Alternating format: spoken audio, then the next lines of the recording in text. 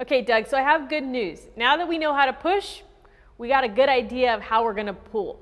What we'll see in the pull is that a lot of your agonists will become your antagonists, and your antagonists will become your agonists. So what that means is the prime mover, the muscle that's doing the most amount of work, will now become the stabilizer, and the stabilizer will become the prime mover. We also have what we call the synergist, and that will be the muscle that is helping the movement. So in the press, we have the triceps, the shoulders, and the chest that are pressing through this movement. Now we will switch. We will have our lat dominating this movement with the synergist or the assisting muscle becoming the bicep. So what I would like to do is do a drill and pick apart the vertical pull, that overhead pull that will allow us to find our pull. Okay? So what we're going to do is we're going to start in a neutral pull-up position, and you're going to give me a baseline of what our pull-up looks like today. Okay? All right, so come on down.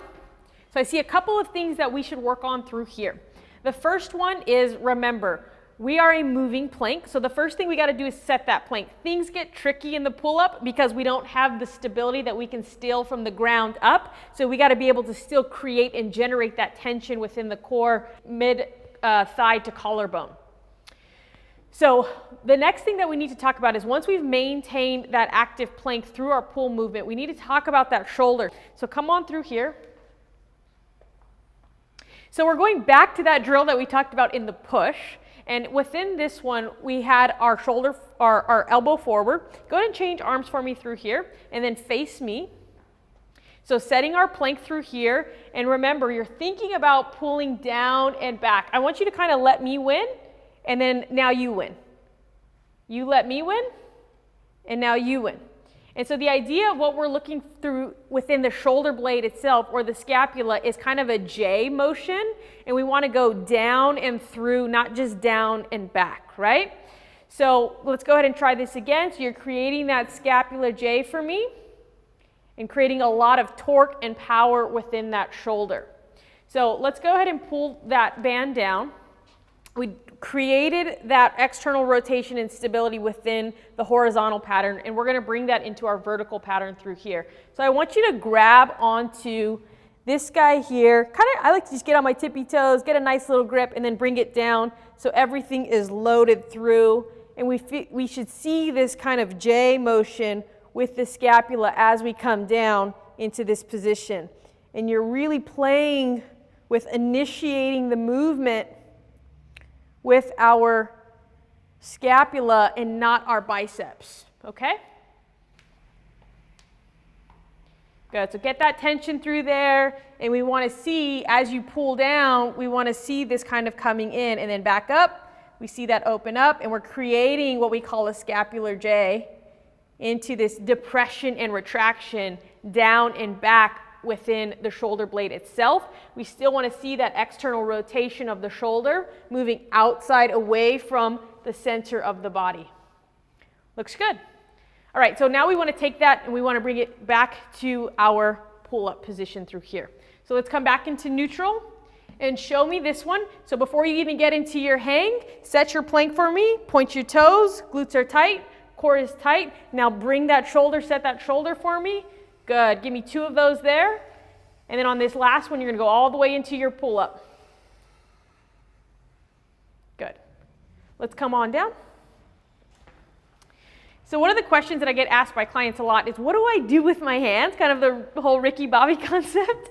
So what I want you to do, what I want to explain to you is what happens when we actually change the hand placement. When we're here in this neutral grip, what will allow us to do is activate our agonist and our synergist. So we'll get about a 50-50 mix of our bicep and our lats. When we move into this position through here, what will happen is we will turn off. You'll see by doing this here, the bicep actually helps me rotate the forearm. So when I do this here, you see how flat all of that got through there? this will allow me to really isolate and build up the strength of the lat. If I bring you into this chin up position, you'll be able to activate a ton of bicep and use more of this synergist, creating a lot of strength. So it really depends on the intent of what we're looking for together. And I want you to play with those hand placements and see some of those things within this next set that we're gonna do. So go ahead and give me a couple of pull-ups and then a couple of chin-ups through there. So let's set our active plank. Everything is tight through there. You're initiating this movement through that scapula. Good. So it got a little bit more challenging for us this time around, right? We don't have as much bicep that we can recruit. So if we want to build this up, go ahead and let's switch to our chin-up pattern. Really allowing us to turn on our biceps. Good. So go ahead and initiate this movement. Very good. Last one. Very good. Awesome. Let's come on back down. So you saw a lot of the things that we talked about in the push come back. We had that vertical forearm the entire time. We were creating a lot of torque through external rotation, but everything was happening in reverse. So all of those things that we work on within the push, they come back in the pull. If I want you to pull better, I might actually have you push more. If I want you to push better, I might have you pull more. So these movements work really nicely together, whether we're working overhead or whether we're working into this horizontal pattern. But remember, every single time we're that moving plank, and we really need to think about setting the shoulders in a stable position, and do we have a good pattern going on with the wrist, the elbow, and the shoulder.